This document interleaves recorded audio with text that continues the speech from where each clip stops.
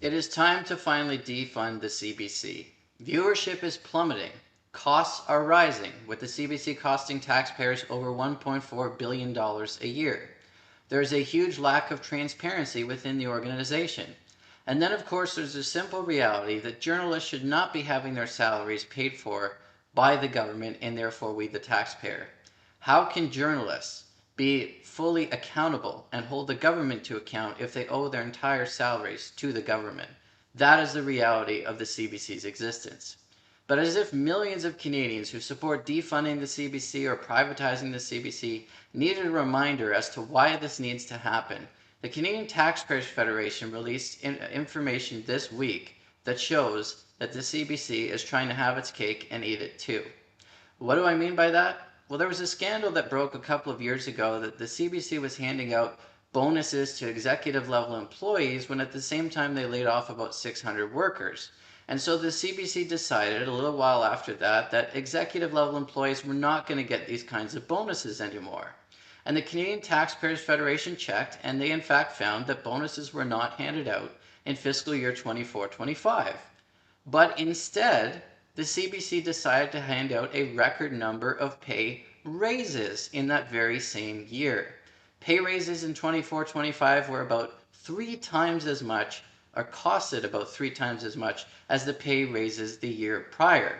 So clearly, the CBC, as I said, was trying to have its cake and eat it too.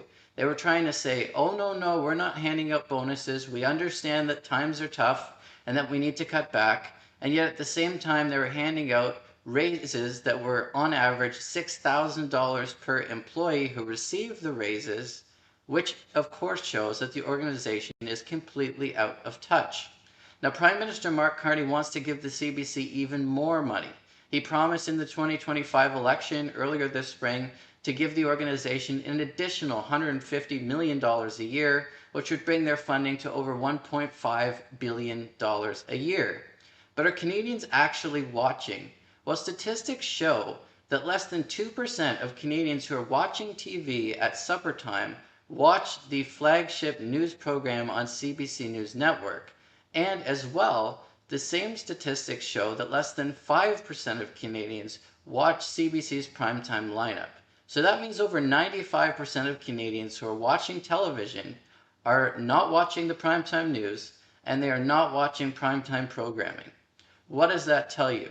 That there are millions and millions of Canadians who watch TV who simply don't watch the CBC. And of course, there are millions of other Canadians who have cut the cord with cable and don't watch the CBC at all. And yet it is costing us $1.4 billion a year to get slanted journalism that is simply unaccountable to we, the taxpayer. This needs to end. It is high time to finally defund the CBC, and at a time when our deficit is soaring and our fiscal house needs to be get in order, defunding the CBC needs to be made a priority.